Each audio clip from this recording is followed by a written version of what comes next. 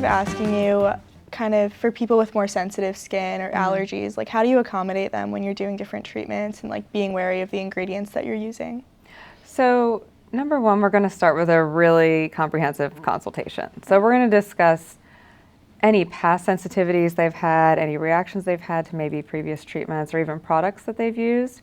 A lot of people know what they're allergic to. So, I always ask about that, take note, and double check ingredient decks, make sure we're not using anything that we know is going to, sensitize their skin at all. When it comes to treatments, I feel like you always start conservatively and work your way up. Even if somebody's interested in something more aggressive, I like to kind of acclimate the skin so that if they're going to be a reactive person, then we're not overstimulating from the start and creating any kind of a reaction that's going to scare them, from doing anything else in the future. And I'm sure you tell them how to take care of their skin after the treatment if there's anything that they should Absolutely. not do. I mean, with most treatments, they're going to have post-procedure products sent home with them. But yeah, we go through all of that afterwards to make sure they're not doing anything that'll oversensitize the skin or, be a contraindication afterwards. Mm-hmm. Yeah. Our next question is, since it's getting a little warmer, and I know all year we should be concerned about this, but do you have any advice on sunscreen, how people should be using it, what they should be looking for when they're picking a sunscreen? Yeah, I mean, number one, everyone should use sunscreen every single day of the year, whether it is sunny, rainy, snowing, whether they're leaving the house or not. We spend so much time sitting by windows, driving, doing things that give us inadvertent sun exposure to begin with. So we'll start there. I also think people should be using an antioxidant every day. Antioxidants neutralize any free radical damage, that's sun exposure, even environmental pollution that can affect our skin. So all of those things are important. That's 365 days of the year. Yeah. Extra sun protection for anyone who's interested, wear hats. I have driving gloves. Reapply throughout the day. If you drove to work, you got to reapply before you leave work. I'd like to reapply every 2 hours. Mm-hmm. So there's a lot of great sunscreens now. A lot of my favorites are Skin Better, Elastin, Elta makes some great ones. And a lot of them have like compacts versus creams versus there's powder sticks now too. So there's a lot of different ways to do it. And there are a lot of different types of sunscreens now. So everyone can find one that works for them and won't make their skin react. Right. Is there anything specific you think people should be doing with their skincare routine as the weather changes? That's going to change from person to person depending on your skin type. Some people, the summer usually has a little bit more humidity. It's a little warmer out. People sweat a little bit more. No one feels quite as dry as they do in the winter. So you might want to switch things up a little bit. You might want a moisturizer that's a little bit less heavy feeling. But overall, most people say fairly the same. It's just kind of going to depend on your lifestyle and your actual skin type. So that's something I would work closely with your esthetician to figure out what's going to be best for you moving forward. Right. So besides just the treatments and the skincare routine people are doing, do you think there's any like lifestyle habits that people can do to kind of improve the health of their skin? I mean, there's a lot of things. Obviously, diet, and I'm not a dietitian, but dairy's not the best thing for your skin. You want to stay closer to your antioxidants, your dark berries, your dark greens, things like that can make a huge difference. Drinking lots of water. Another thing a lot of people don't think about is when you shower or cleanse your skin, stick to cool or lukewarm water. Hot water is not great for your skin. It damages your elasticity, and it also creates a lot of vascular issues, breaks capillaries. There's a lot of redness and broken vessels as a result of that kind of thing. But yeah, I mean, there's so many different environmental factors and lifestyle choices that can affect your skin. So again, that's usually something that when I meet someone, I'm going to ask them about their lifestyle so we kind of figure it out. Smoking, there's a lot of little drinking. There's a lot of things people do outside of just their regular routine that can affect what I'm seeing. So that people don't think would normally impact their skin. Exactly. So that's usually part of that initial discussion that we talked about, that comprehensive consultation, so we can kind of figure out for me, what's going on with their skin when I take a look at it. Mm-hmm. Kind of going off of that, is there any aesthetic procedure treatment myths that you want to debunk, or anything that you've heard a lot that you're kind of disagreeing with? The two things that have actually been bothering me more this past year, and I have been fully guilty of it in the past, are hearing terms like medical grade skincare and medical esthetician. And I'll break that down. But medical esthetician, there's just no such thing. Mm-hmm. You're a licensed esthetician, and in a couple of states you can get a further license as a master esthetician. That's not nationally, but some places you can.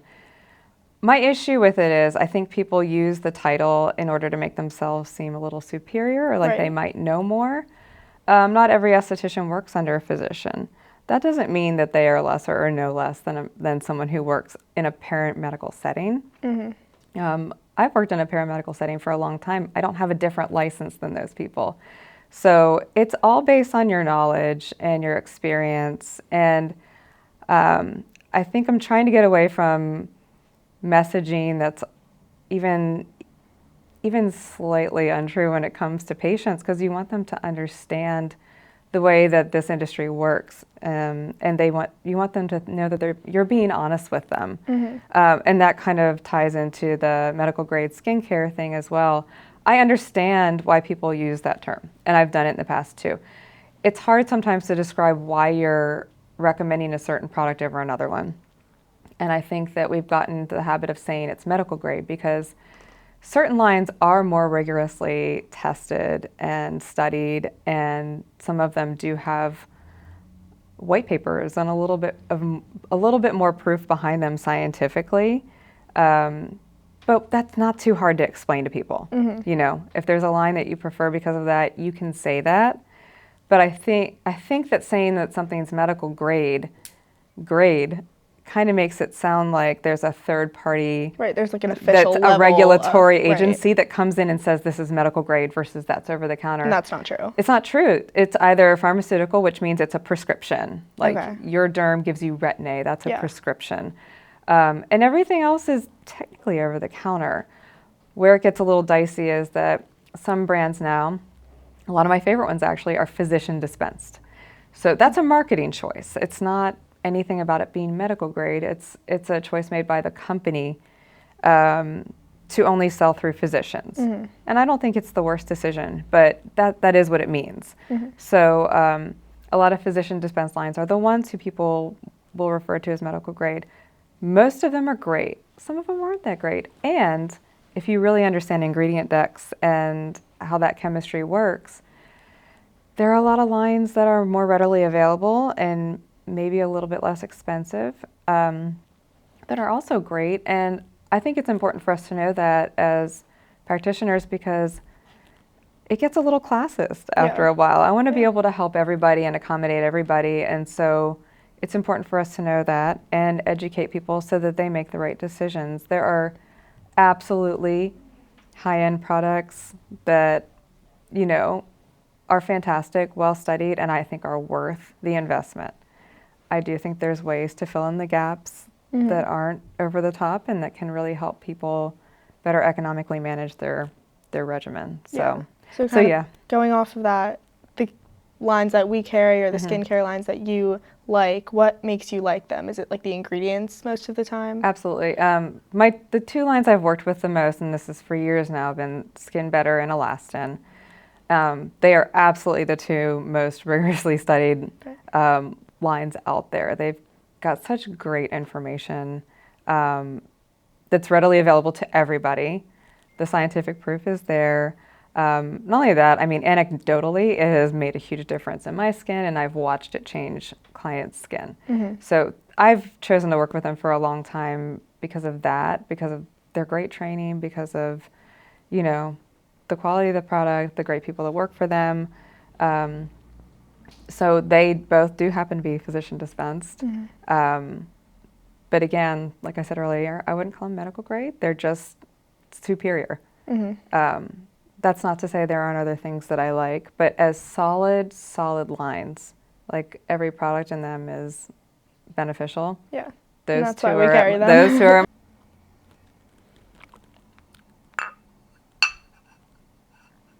Okay. Next, I wanted to ask about how you cater your procedures and skincare to all different sorts of people. So, like, how do you manage people who have maybe different complexions or skin tones? Like, is that something that you have to take into account? Absolutely, especially as a laser tech. Yeah.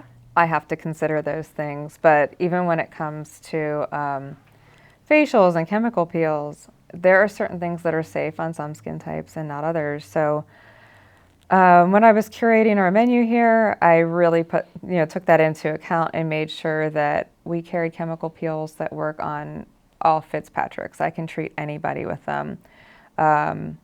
Even if we have one or two treatments, BBL is a great example. BBL photofacials, all photofacials, honestly, I personally don't love on many Fitzpatricks higher than 3 or 4, but we have Moxie. Mm-hmm. We've got VI Peel. We've got a lot of great different treatments that can do similar things on darker skin types without putting them at risk. Right. Anytime we're using high energy or, chemical peels in general, we run the risk with certain acids. So if we're trying to find things that are formulated specifically for all skin types so that we have something for everybody and we can treat all different skin What's concerns. a Fitzpatrick? So Fitzpatrick is a scale designed to discuss, we'll say skin color, because that's very basic, but ethnicity also comes into play. I tend to think of it more in terms of laser and melanocytes. Yeah. So sometimes a skin can appear light, but a Fitzpatrick is higher because of their ethnic background, and because we don't want to do anything that contraindicates the way that the melanocyte might behave. Mm-hmm. So you're going to always start more conservatively or treat more conservatively on higher Fitzpatrick types because more prone to hyper and hypopigmentation with certain treatments and aggressive acids and light treatments. So we kind of use that as a measurement.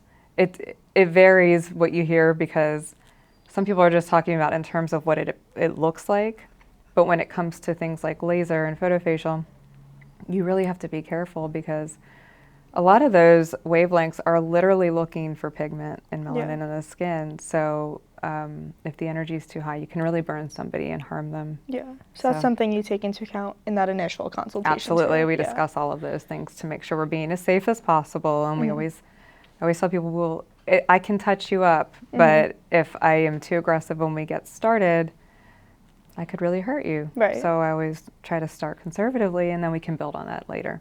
Mm-hmm. And kind of similarly, I know a lot of people that come in to see you are women. Do you have any specific treatments that men tend to get or anything?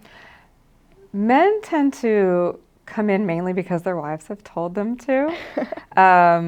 Not always, but the concerns there are usually more about getting their pores really, really well cleaned, which, I think a hydrofacial is probably the ideal treatment for men because it's no fluff, it's not like a European facial with steam and all these extra steps in massage. It's the same steps as a facial, but you're using a vortex suction to really get in those pores and get everything really clean, and that's kind of what I like it for the most anyway. So on thicker skin types like most men have, it really gets those pores nice and clean. We all know men don't do the best job with their regimens cleansing on a regular basis, so that tends to be the go-to. But I absolutely have men that come in for laser and microneedling and texture, and I'm seeing it more and more every year, so it's kind of nice to see them starting to. That's cool. It's for everyone. Yeah, I know even a couple skincare lines now. I'll use Skin Better as an example, but they have a great line of antioxidants. They're Alto and Alto Advanced. People call it vitamin C, but it's an antioxidant. It's that protective serum we were talking about earlier that neutralizes free radical damage. Well, they made one that was specifically for men, and they even designed the packaging to be more masculine and appeal to men. Yeah. And I see a lot of lines doing that now, and it kind of is working. Because you'll say, oh, no, this is designed specifically for men's skin. And Right. but it is, though, with them in mind, because a lot of men don't do well with sunscreen. But if they could maybe use the Solo, you know, their version of Alto and a little sunscreen, that's pretty easy. And it gives them that extra layer of sun protection. Yeah. So that they're not getting tons of sun damage and collagen breakdown and broken vessels, etc. So you mentioned hydrofacials.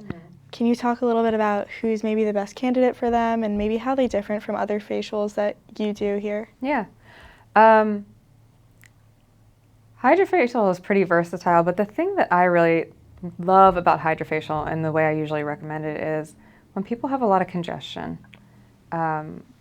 really feel like they need a deep clean. I refer to it as a car wash for your face. Because it uses this great vortex suction to infuse the serum and then suck it back out. It, you know, gets rid of all the debris, all the buildup, all the dead cells. You really feel fresh and clean when you're done with it. That's what I generally recommend it for. I personally like to use it mostly on thicker, oilier skin types. People who have thinner, drier skin have to be careful with anything suction related because it can break vessels really easily. Okay. So I always proceed with caution there. I usually kind of do test spots on certain people, but in general, it just does a great job getting the skin really clean. I really love it in the summer. People travel so much, they're at beaches, there's sand, there's just a ton of buildup, so it's a great refresher after vacation. But a lot of my people do it year round. It just feels good. And you can always, you know, it collects all the gunk in the back. You get to see everything that came out. It's exciting. No, it works. It definitely works. It really works. Yeah. So that's why I love it. It's different than other facials because regular facials, even though there's many different varieties, they really are just a little bit more fluff. They're not getting quite as deep. I can do great extractions in a regular facial, but hydrofacial gets more. So if you're someone who really needs that deep clean, that's the way to go. Okay. And then as for chemical peels, can you talk a little bit about who comes in to get a chemical peel, who's the best candidate, and what you do with that? Well, first, there are a lot of different types of chemical peels. Here, what we're mainly dealing with are superficial and mid-depth. So superficial peels are something that we're just doing a really light surface exfoliation, getting rid of the, that top layer dead cells. No real downtime. Yeah, a little tingle when it's on, be a little careful in the sun, but something you can do year round, okay, and keep your skin looking really well. You can even combine most of them with a dermaplane or microderm. Mid-depth peels, we're going a little deeper, so you may have some flaking, some sheet peeling. Like our VI peel is our mid-depth peel that we use the most often. That can be used to treat anything from acne to melasma to regular sun damage to even fine lines and for collagen building, because they've got so many different formulations now. They're just such an amazing company. And they were formulated specifically to be safe on all skin types. And I've been working with them for almost 10 years and had great results with them. So, there's an array of things we can treat with that. I carry Bio Repeel too. It's another mid-depth peel that little to no downtime. That does vary. I mean, it was one of those that started out as the no peel, but some people do peel a little bit with it. I like that one because I see some great firming with it. Okay. Some nice texture change on a superficial level, but it's fantastic if you're someone who has a lot going on, really can't afford the downtime, but wants to do something to help build collagen and keep their skin healthy. That's a great choice. We also have the Skin Better peels, which are fantastic, and they're a little more superficial, but beautiful results for breakouts and pigment too.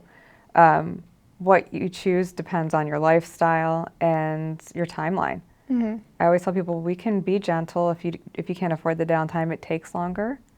If we want to really push through and get the results faster, then you go mid-depth or more aggressive, and we can do that too. So. Yeah. And how often do you recommend that people get things like chemical peels or even facials? So facials, for most adults, I say every 4 to 6 weeks. That's kind of what our cell turnover rate is in general. So That's recommended. With chemical peels, it depends. If they're doing light superficial peels, they can do them that often. They can do them every 4 to 6 weeks if they want to. With the deeper peels, I consider them more of a treatment. So you usually start with a series of 3. If they need more to reach their goal, you keep doing them until they reach the goal.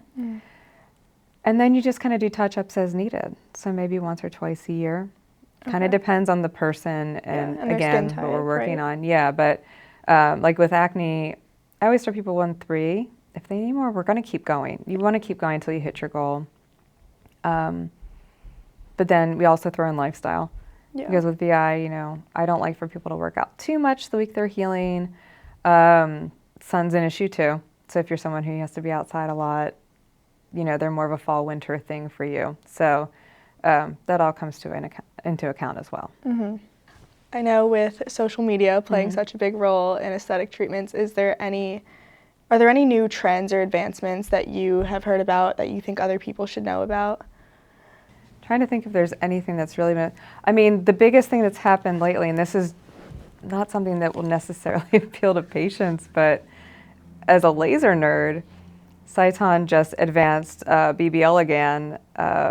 They've got some great new technology, making it faster and safer. I love that. Anytime I see something that makes photofacial faster and safer, yeah, like the I technology. love it because I mean, it really is the hardest thing about doing those treatments is making sure you're savvy, you know your physics, and that you're being aggressive enough to get a result, but conservative enough that you don't burn somebody. And the more they advance this technology, the easier it is to treat people safely and really get the results. So that's kind of the coolest thing I've seen lately. They're always the ones to watch when it comes to like the newest things in laser. Skincare wise, as far as big advancements, Maestro was a kind of a cool thing, and it's old news to most people now, but it was a serum that Skin Better did last year. It kind of just creates homeostasis in your skin, uses these great little plant adaptogens and figures out what's going on and fixes it. So it's great for everything from, you know, pore refinement to redness to texture. It's kind of a fascinating little product. I feel like right now everyone's just trying to outdo each other. Every company's just trying to remake something that someone else did better. So this is one of those times for me as a technician where I'm just kind of slowly trying everything out and seeing which things really pull through and deliver and which ones don't, because that's just kind of the nature of this. I'm not an injector, so there's constantly new injectables coming out that are crazy and fun and new techniques. So I'm sure there's some really cool things there. But overall, I mean, the treatments I've been happiest with are the ones that I decided to bring in here. So I'm looking forward to whatever new is coming out. But as far as TikTok goes, that's generally... Do you hate it? I do. I mean, it's really been the bane of my existence for a while now. Just people because there's a trend, and it's always an influencer. No offense to influencers, but you're not trained professionals, and you have no science background. So when people start telling everyone to put diaper cream on their faces, or you know, I don't care if we're talking about slugging things. I mean, that's been around forever. That's just using something heavy at night to protect your skin. That's old news, but. I see a lot of harmful information passed around, and I wish people would listen to licensed professionals who've been doing it for a long time and know better. Yeah. Because sometimes, you know, I've seen people actually hurt their skin, and also consider the fact that you're listening to someone who's getting paid to do this, and they don't really have any skin issues, and they're 22 years old, and they don't have wrinkles, they don't have acne. So of course they can use that product and their skin looks great. Yeah. It's when you have those issues and somebody's able to help you figure out how to fix it, that's the person you want to talk to. So yeah, generally TikTok trends just, they're not. I just have to look the other way. Yeah, or just, I get like 20 texts a day from people asking like, did you see this? Does this work? I'm always saying, have you heard of that? And every you're time, no, I heard it. It's not right, or it's not true. Yeah. So, in general, I don't like it. I'm sure there's one or two things on there that are helpful, but as a general rule, talk to your esthetician first. Right. See what they think about it. And then after having tried everything we carry and so many things, do you have like a favorite product or like a tried and true treatment that you just always delivers such great results for you personally? I've got a couple. I think BBL and Moxie is unmatched. It's really the perfect treatment. Like the both of them. Pulls up. I love the combo. I mean, depending on your skin type, you might not be a BBL candidate. Moxie is fantastic for literally everybody. Moxie's been such a fantastic laser because, I mean, in the past I've worked with some more aggressive lasers, which I also love, but for a lot of people right now, I have so many that are doing more like, preparing to age. We're not there yet. Like preventative. We're doing right. prevention now, so prejuvenation, we'll call it. So Moxie's great for that because it helps with the pigment, but it also helps with texture, but it's not going to put you out for as long. There's not as much swelling or downtime, not as much pain. And honestly, it costs a little less too. It's easier to keep up with. When you do it in conjunction with BBL pulls up all the brown spots, gets rid of all the redness, broken vessels, and then Moxie just mows it all off the top. So you've got this beautiful glow and finish at the end. So that's a favorite for me for sure. Skin Pen's always great. Great maintenance, collagen building. They've kind of been the best needling device for a long time, so I'm a huge fan. Personally, before Moxie came out, I got my melasma under control with BI Peel. Okay. That was how I did it. I've used it on so many people. I love that peel. I have nothing bad to say about it. It's been nothing but fantastic for me. I've treated acne, I've treated fine lines, melasma, so I love that one. Product-wise, Alto and Alpharet from Skin Better. That's my antioxidant, my retinoid, and Nectar from Elastin. Because I do so much laser, it's the best. It really is. Cuts that healing time in half. It feels great. Has no water in it, so it's not irritating to open skin, when we first wound it. So, those are my faves. At what age do you think people should start? Like, how early should people start trying to get into Skin Pen or trying to get into things like that?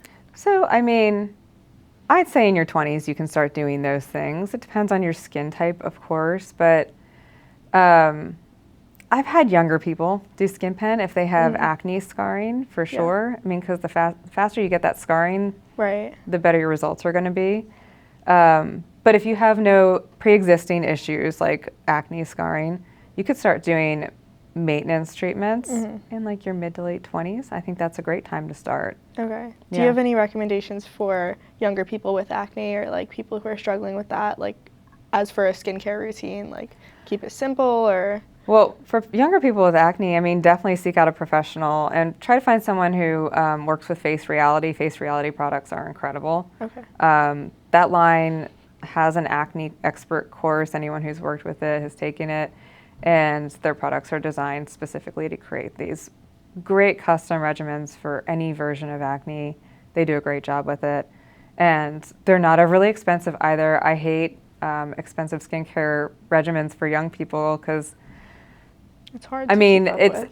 A lot of them are in college, don't want to spend the money, but also, sometimes people don't keep up with it, and it's really frustrating to spend a fortune on a regimen and then not use it. Yeah. But generally, you can get the full regimen for under $200 and really see great results with it too. Yeah, and you can pivot with it really easily as well. They start you light and you can build on it. So if you're young and have acne, definitely try to seek out somebody who works with Face Reality because the results are fantastic and the products are really